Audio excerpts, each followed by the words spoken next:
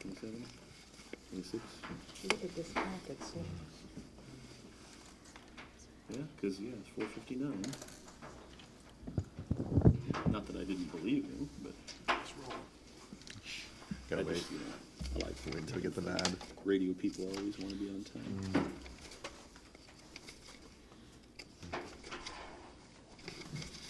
Good evening and welcome to this evening's meeting of the Fairmont School Board. Roll call is all present except Dell Ellis. Please join me for the Pledge of Allegiance. I pledge allegiance to the flag of the United States of America and to the republic for which it stands, one nation, under God, indivisible, with liberty and justice for all. We have a new, well, first we'll do the minutes. Someone make a motion to approve the minutes? I make a motion to approve the minutes from the January 9th meeting as presented. I'll second it. All those in favor? Aye. Motion passes. And we have a new green agenda with no corrections. So can I get a motion? I move to approve the January 23, 2018 school board meeting agenda as presented. Second. All those in favor? Aye. Agenda is accepted. No celebrations, so we move to the superintendent's report. Well, thank you. First of all, looking at the pink calendar, let's go over the school board calendar. Tomorrow morning at 7:15, the curriculum committee and myself will be meeting in room S212. That's the room right next to Mr. Hernus's room on the second floor of the high school. And we'll be meeting with the math department at the high school. And then just looking ahead, the next policy committee meeting is on February the 15th. I think we've just distributed the student enrollment count, and we're actually up one student from last school board meeting, 1,690. Now, the fact that tomorrow will be the first day of the second semester of the high school, that may change a little bit either up or down, because sometimes at the semester break we'll either pick up students or some students will transfer. But it's good news that our enrollment is staying extremely even at 1,690 students. Just an update too, Southern Plains was supposed to meet the other night, Julie, and I think you've postponed that meeting for. Yes, and I don't think a date has officially been set yet. Okay. Well, one of the discussions, I think, is going to be the potential rehab of Lincoln School. And we just received an update this afternoon from Dr. Middlestad that she's been in contact with the Minnesota Department of Ed, that under the certain circumstances that are around the Lincoln School and how long we owned it and the fact that we haven't owned it for 5 years, they're actually going to give us a document that would allow us to use lease purchase to rehab that building. We were hoping that otherwise it would have taken special legislation to get that change, but apparently the MDE, as they looked at the situation, they're going to go ahead and grant us that and give us that in writing before you make a final recommendation. Yes, it'd be great to have that in writing, but, Yes. Otherwise, the funds probably would have to come out of our general fund. That's correct. And, we have so many other projects and things that, that is directed for as well. So that's really great news that we could use it for It is. those And of lease course, dollars, so. And the way that works is that all 6 districts that are part of the Southern Plains Educational Co-op would pay for that. And so it's not just ours. Correct. And so, and that building But would not because we belong to once us. owned the building is where that Little niches. niche is at, that Right. we weren't able to use that, prior. And so if we get that document that says that the state of Minnesota gives us that, okay, it'll Right. be perfect. It And is. And then just a quick update, we did have a community listening session at Graffiti Corner on Saturday. We had one school board member that came, Mrs. Lowy came to that, and it was kind of a neat little meeting. It was nice to get all the administrators together for a couple of hours. There wasn't a big crowd. We had, I think, one parent that came and spent about an hour with us. And then the owner of Graffiti Corner came and met with us for a while. But it really was kind of interesting to sit there, and there were some parents there from Martin County West that Mrs. Niss got up and started talking to them, and I was hoping that she would give them some enrollment papers, but she didn't. Anyway, we had fun. But it's great, it was just a first time this year, with our fall kind of getting off to, we just didn't have a regular agenda this fall. You know, we wanted to start that earlier in that. Now that we've started that listening sessions and that town meetings, it'll be perfect to get on kind of a regular schedule with our community members so that they know what it is and what we want to, you know, help them understand, and if we can help them any way. But it's a great way to get the concerns known and help us to help them, so. Well, I'm always reminded of Henry David Thoreau's great quote, "The majority opinion begins with the opinion of one." And this woman that came and talked to us, she had an important comment to talk about. One last thing I want to brief the board on. We had some great news from the Minnesota Department of Ed.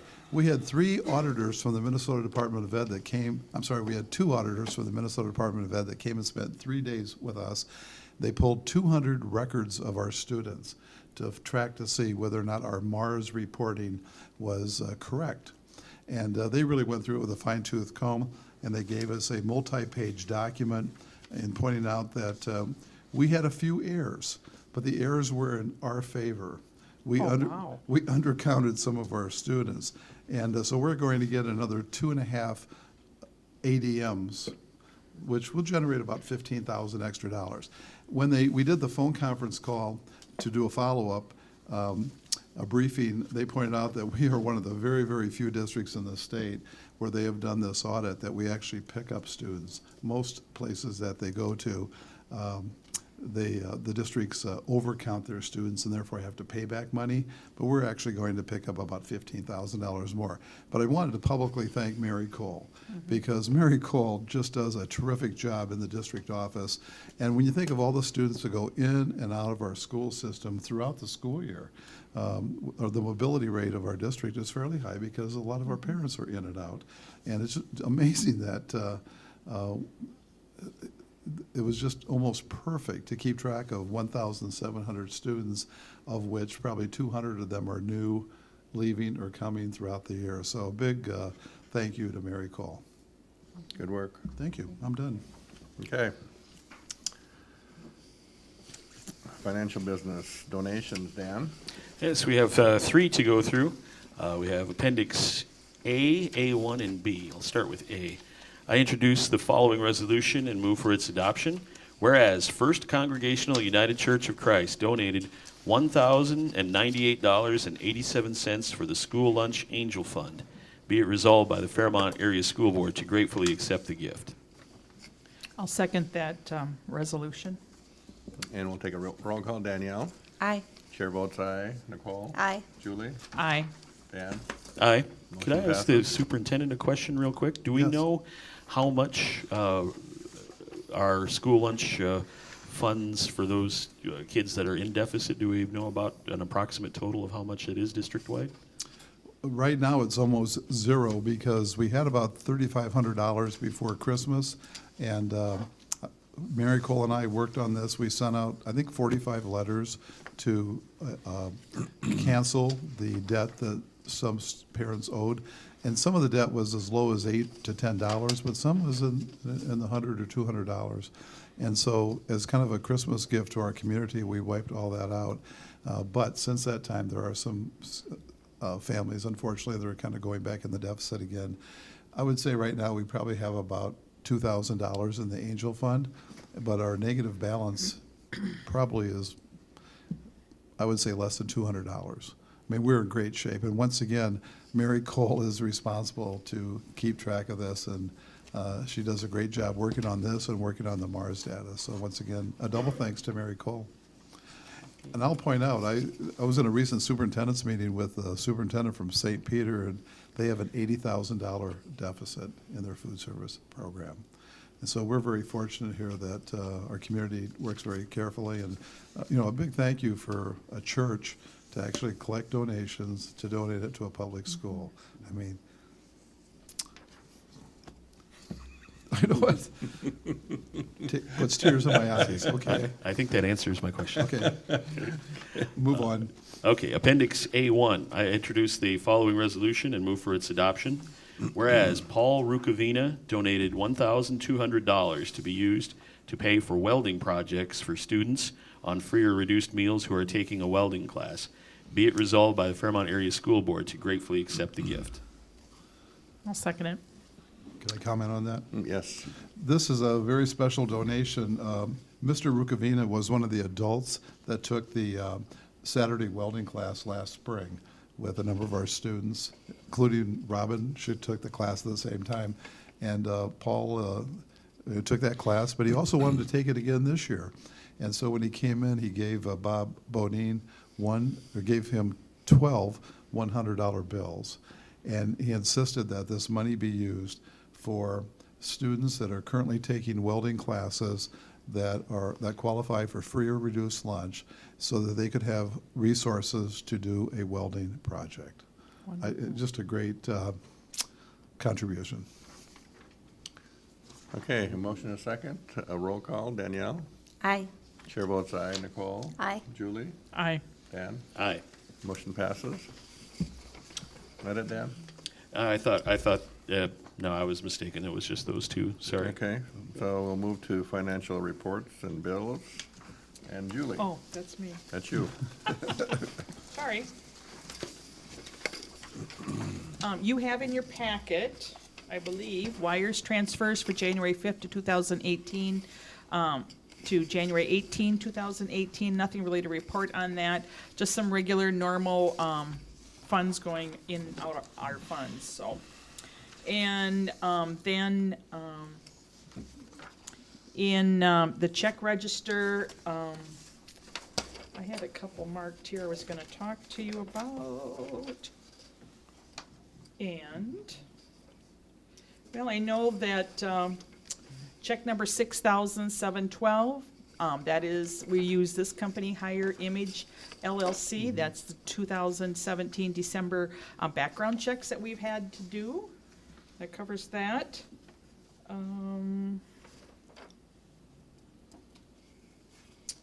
Minnesota Motor Bus, the monthly bill there, $69,220. That is check number 6,723. And like I said, that's just, and there is some special events and stuff that are on there as well, but that's our normal monthly bill. And I thought there was one more.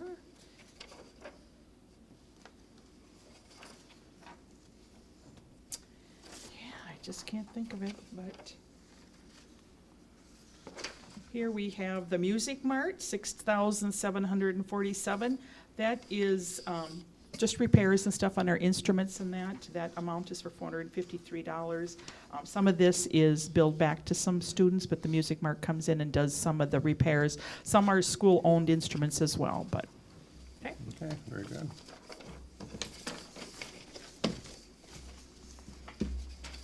If there aren't any other questions, let me find my agenda again. I then would make a motion to approve the wire transfers for January 5th, 2018 to January 18, 2018, and payment of the January 23rd, 2018 bills. Second. Motion and a second. All those in favor? Aye. Aye. Motion passes. And no old business, new business, memorandum of understanding. Nicole? Okay. This is an memorandum of understanding between the district and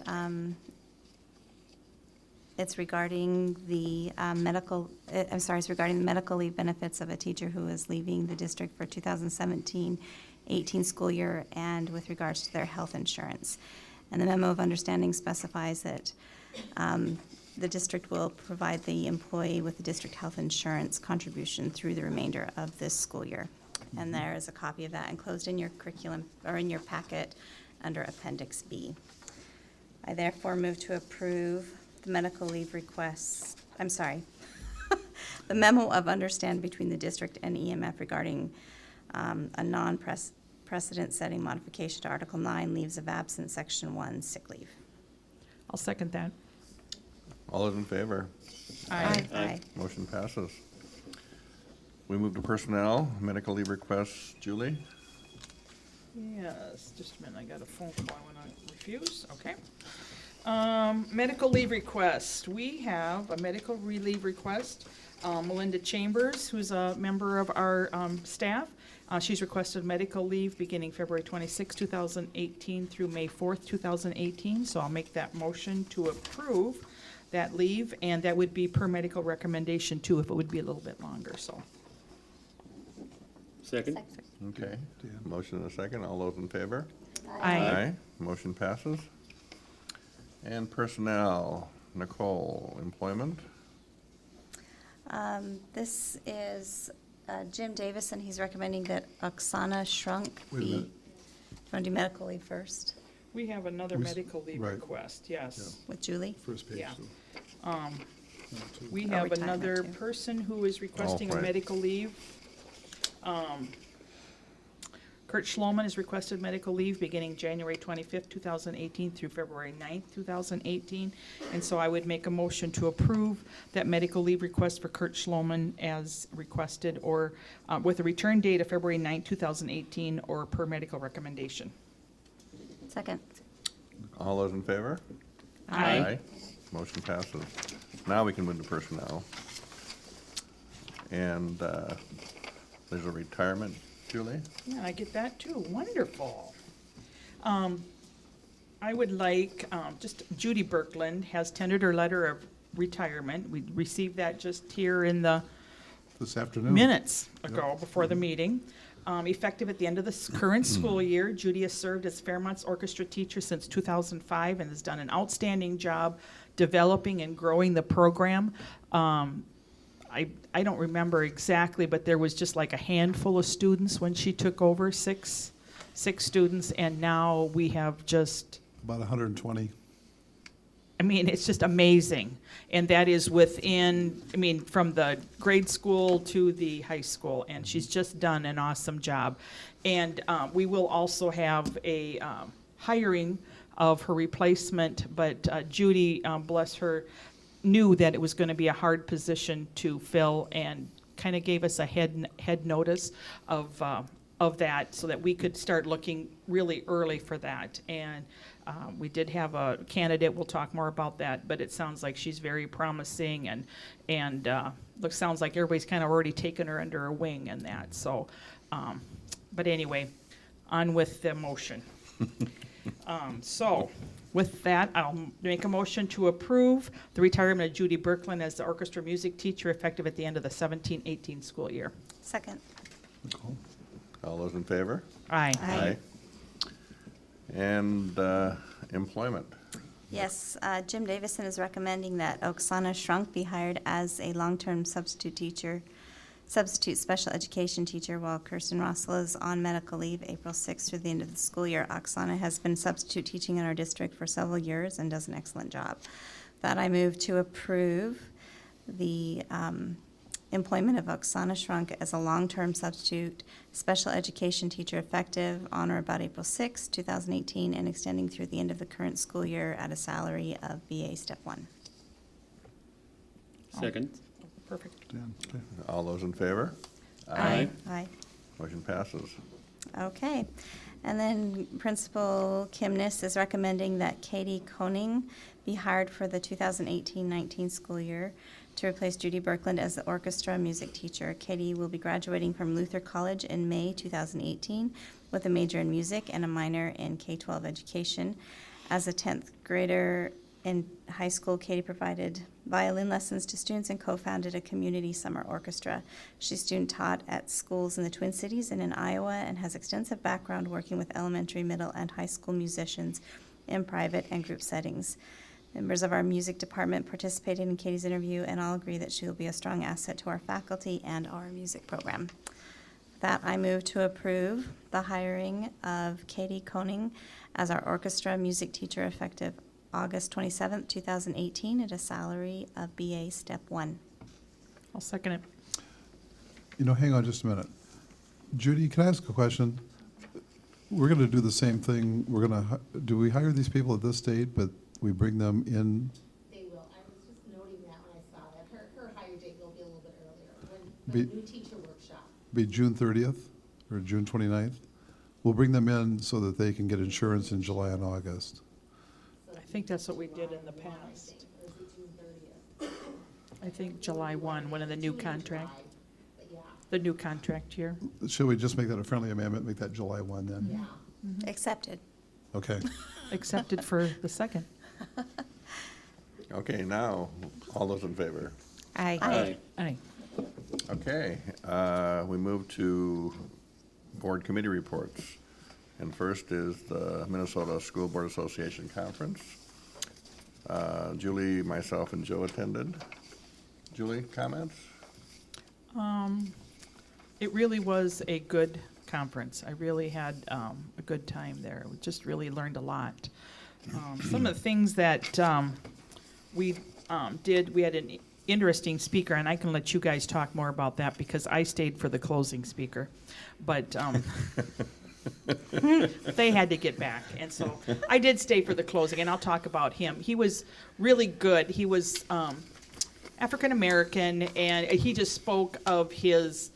I mean, it was heart-wrenching, Mr. Brown. He was one of the freedom riders. Right. And just to hear how he came from a nobody, had, I mean, he didn't have parents that took care of him. I mean, it's just sad. I mean, it'd bring tears to your eyes and I know for you it would because of your soft heart, but he just, I mean, told about how, he had one teacher who took him under his wing and said, you can do this.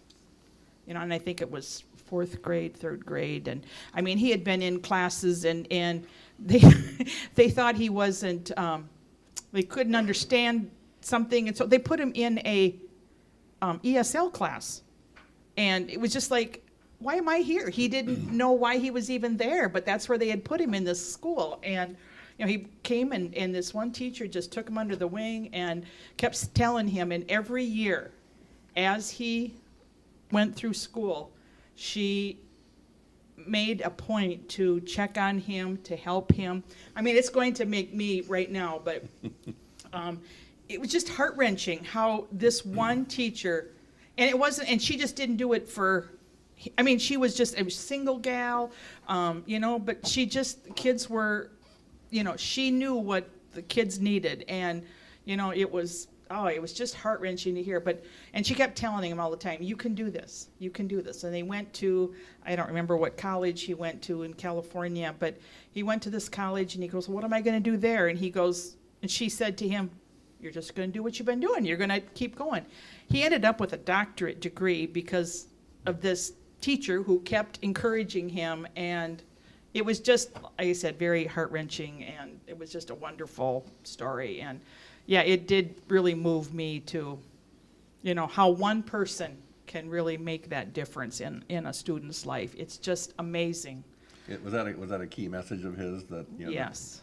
that teachers can have such an important, dramatic impact? Yes. One teacher can, Yes. can save a kid? Yeah. Manny Scott was his name, and he was original freedom rider. And there's a film, and I wanted to get that on. It's available on Netflix, and I didn't get it watched by them, but I wanted to watch that. But I mean, it just tells of his. It just. I have a copy of the DVD at home. Do ya? Freedom, it's Writers, WRITERS. And I'm trying to think of, what's the name of the actress that played the teacher? She played a $1 million baby. What's that? Hillary Swank. Yeah, Hillary Swank. Hillary yes. Swank. Yeah, plays because the they teacher. played a Yeah. portion of that at the beginning, Yeah. and but it was just very moving in that. And I did pick up a couple books, and Well, you did? I will get one to you, but I wanted to read them first. Okay. Then thank I'll you. give them to you, but I want to read them first. Thank you. But I'm at my book club, and so I got to read them too. So it might be a little while. Thank you. But like I said, it was very good. And then we did also go to some sessions. We went to the round tables I went to. One I gave Superintendent Brown information from greenhouses to better grades, how integrating agriculture into classrooms and stuff. And I thought it was just maybe very helpful. There's a lot of information. Kindergarten, I believe it was. I know there was some pre-K stuff, but free education that can come into our classrooms from the state of Minnesota on agriculture and stuff. And we do have somebody within our district, Wanda Paschke, I think, who is somebody to reach out to for our staff if they want some more, information, some help with that. But I mean, I thought main thing was I was looking at is the greenhouses and how we can have our greenhouse project grow from that. And so that's why I thought about that. I also went to a hearing or a meeting on school boards in the digital age, talking about using the electronic board book. I'm not 100% sold on it. I'm not sure if it's what we need, but it was just kind of interesting to hear what you call the hype on it or the presentation on it. Technology for elementary specialist classes, I went to that one also, and that was very good. And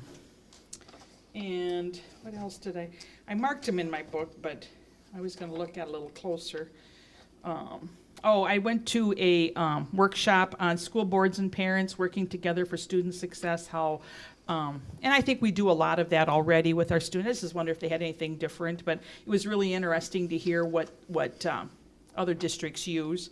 And breaking down the barriers of poverty in a classroom was another one that I went to. And that one wasn't as much as information as I thought, a lot of stuff, but I know that we have, and it's not just us either. A lot of districts are having a lot of poverty in their districts, and low and free and reduced and that. And so I just thought there was some interesting stuff on that. And there was one more. But anyway, was very good. I just really had, and I don't know if Superintendent Brown's going to talk about it, but we did go to the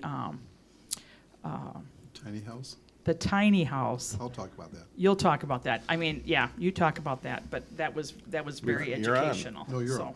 No, you go first. Well, I just want to add one thing. Julie and I were walking through the exhibition hall one day. It was on a Thursday, and we ran across. Well, it was show and tell. It was show and tell. It was show and tell time is why we were there. Right. And we saw a lot of different things. I know I saw here I'm talking again. I never have a problem with that, do I? I talked, or the robotics group. There was a group, Nevis, was that the town? I don't remember, but amazing, this robotics. And I mean, we have seen them here, but I just thought it was so interesting. I sat and watched those kids work with their robotics, but I know our district does a lot with it, and I would love to see more with them too, but I'm sorry, go ahead. Well, Julie and I, one of the show and tell items that really caught our eye, there was a tiny house on a trailer, and it was a joint project being taught by Alexandria High School. It was a geometry teacher, a female geometry teacher, and a male construction trades teacher. And they have a block class, so they have 34 students signed up for this class. And 17 students one day take geometry, and the other 17 students are building the tiny house. And then the next day they flip-flop. So the 17 kids that are students that are doing the tiny house, they are now taking 3 hours of geometry, and the students that were taking geometry are now building the house. And the quality control of this tiny house is incredible.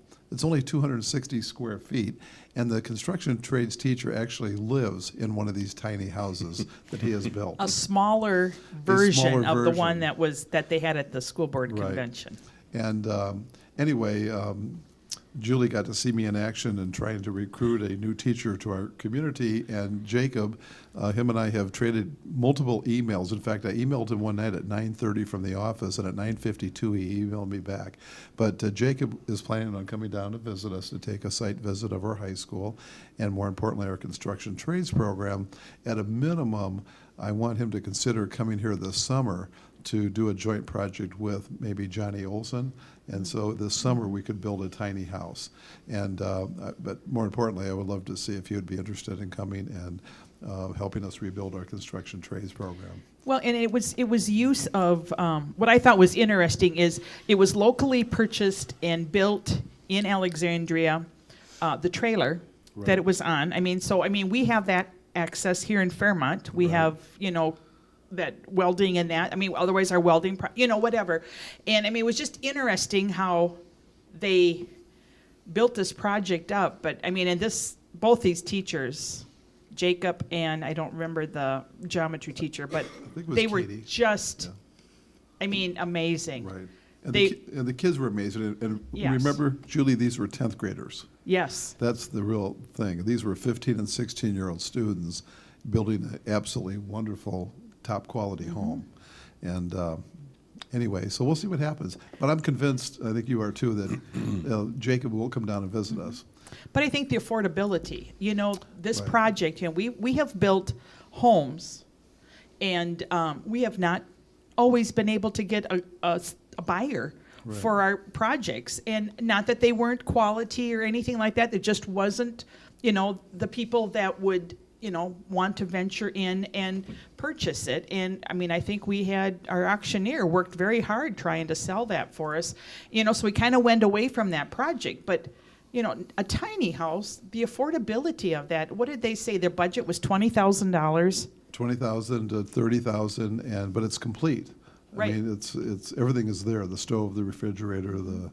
And then you're looking at the bathroom. low-income families and stuff. What a Right. great way to start a family, if a home, if they don't have the funds to purchase a $150,000 or $200,000 home. I So just- we'll see what happens. Well, that brings to mind another presentation that I think both you and I saw from the trades group, addressing it's almost a crisis situation, the shortage of qualified tradespeople, carpentry, ironworks, plumbers that this state and probably the country is facing. And, representatives from the trades groups from the state were at the conference trying to spread the message to school boards that, the trades, can provide a great career for students. Well, it was, and some of it was the labor union was supportive of, and providing all that as well. And I believe we've got some connections with that working on too, so. We do. In late April, we actually have the construction trades groups of Minnesota.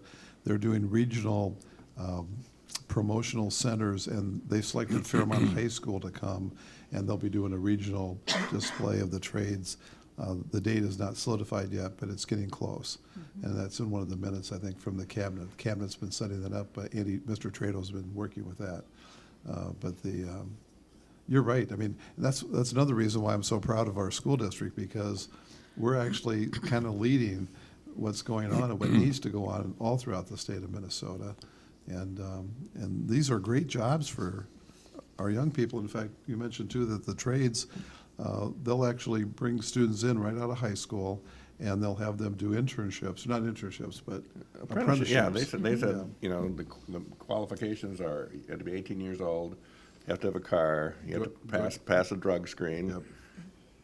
It's an immediate job, good money, and they will, they'll provide the training, the education. They will, if you have to go to a training center, for additional training, they'll pay for your room and board. And the time in the apprenticeship can translate into credits if you want to get a 2-year associate's degree. If you want to move from a labor position to a management, construction management position. So there's just, tremendous opportunities that I think we need to definitely make sure that, that our school staff and students are fully aware of. But I think that's why I felt like this school board convention was so successful for us, because there was so much that we could bring back and, That's a share. Key. I think every school board meeting that I've been to, you come back energized because you see what other school districts around the state are doing. And, one of the ideas that one of the workshops I went to was about new concepts about math education. And, and this is something that's going to revolutionize math education across the country. And, I first saw a presentation at the last school board meeting I went to. And now school boards, a few school boards or school districts around the country or around the state are embracing it. Nicole's daughter, a recent graduate in math education, this was part of her curriculum. Okay. And so we will be meeting, staff welfare, I think, will be meeting with the math department tomorrow, and we'll have a discussion regarding this. Staff will. Or curriculum. Thank you. Okay. I didn't have on my agenda, thank you. But, yeah, that's the important thing about, attendance at, the school board meeting.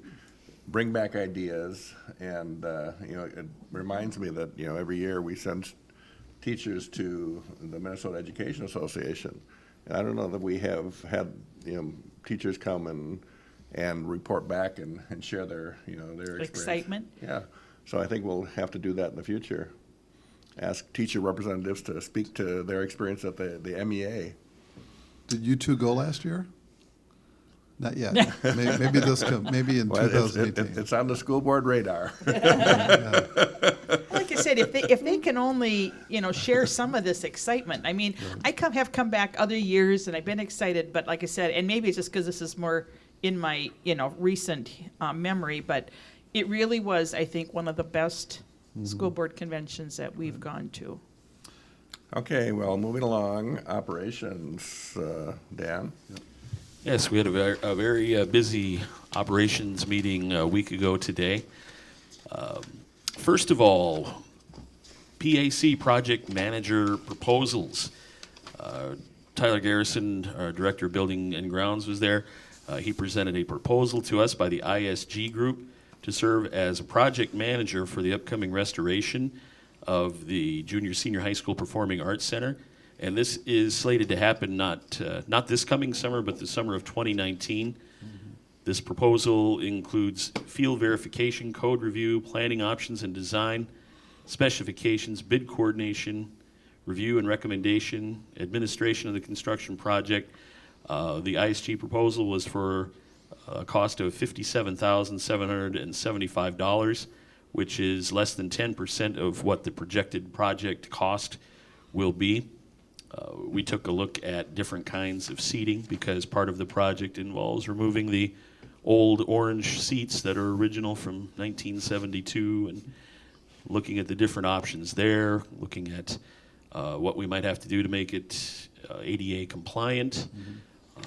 We looked at some of those at the school Yeah. board and convention too. Yeah, lots of different options there, but I'm really excited to see this. It's such a often used facility to have that be a little more accessible for everybody, ramps and handrails and things like that too. So that's coming in the future.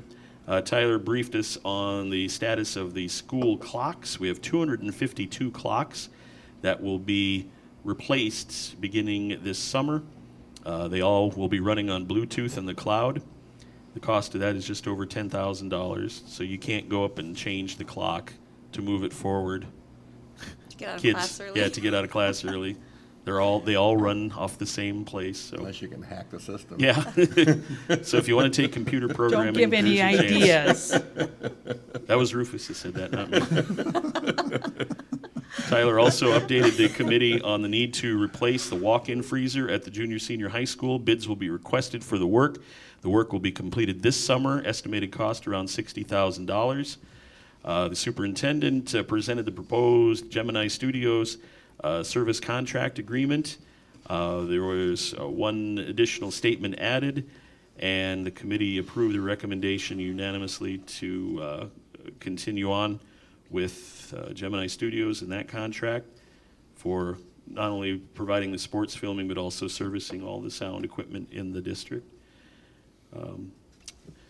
Lindsay Price, the economic director of the city of Fairmont, was there, and she addressed us and requested that the Fairmont Area School Board grant a permanent utility easement on a portion of the Hunt farmland that we own out near County Road 39 and the interstate. This would be north of the fairgrounds. And the city is negotiating an option to buy the land west of County Road 39 and south of I-90 for future economic development. Granting a permanent utility easement will help move things along with future development. There's a possibility that a lift station would be needed to be built on the Hunt farm. However, it would not be very much land or space it would take up at all. The committee was thankful to hear from Lindsay, and moving forward on this, we approved the recommendation unanimously. The city will draft a legal description of the permanent utility easement, and it will be presented to the entire board for their consideration here in the near future. Also, Tyler updated us on the elementary gymnasium curtain. This would be in the annex gym, the former swimming pool. That building will have a curtain. Is it here already or not quite yet? No, it's not quite here, but it's been ordered and they have to manufacture it. It should be a couple more weeks. Okay, so there will be a curtain that can divide that to gym in half now for PE classes, practices, and sporting events and CER too. It'll have a bottom solid red part and a top white netting. Tyler also briefed us on the continuing roof project updates. That's an ongoing project. This one will go over the commons at the high school building for this summer. The superintendent was asked if we could link school board meeting videos on the school district website. And we also had a brief discussion about the baseball field and the backstop and netting there, and getting in contact with Jerry Brooks and the Baseball Association about their interest in installing or paying for a net on top of the current Link Fest or replacing the current backstop entirely. It really is a safety issue. I've sat in the announcer's box up there and the balls it sits higher. Yeah, when we got the new bleachers and the new press box, there's just enough room where a foul ball could come straight back and go over the screen and go down and hit and possibly break the window. And So even before, I was in there a couple times and a ball would come in there, so. it's been dinged a couple of Yeah. times already. It's really a safety issue that we need to look at, so. Okay, thank you, Dan. Policy curriculum meeting. Okay, we met January 18th. Myself, Rufus, and Dell, and Superintendent Brown were present. We reviewed a few policies, specifically Policy 102, Equal Education Opportunity, 205, Open Meeting and Closed Meetings, Policy 401, Equal Employment Opportunity. The first was Equal Education Opportunity. Policy 409, Employee Publication Instructional Material Inventions and Creations Policy. Policy 417, Chemical Use and Abuse, and Policy 419, Tobacco-Free Environment.